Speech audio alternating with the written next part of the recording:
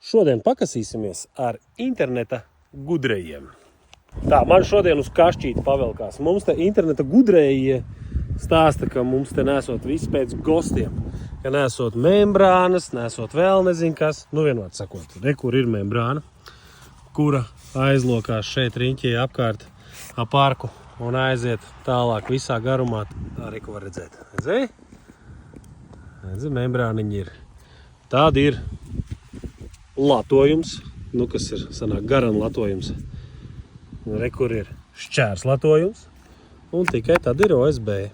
Un uz OSB virsū ir jumta segums. Nu, šeit vēl ir ar hidroizolāciju jānoiek šie te gali visi, lai OSB pats nepiepūšās ar laiku. Bet nu tā tad viss šeit, draugi mīļie, ir pēc gostiem. Nu tā. Šodien gribējās pakasīties ar interneta gudrājiem. Labi, lai tev forša diena. Čau, čau! Ralfhaus atbrauks un izdarīs.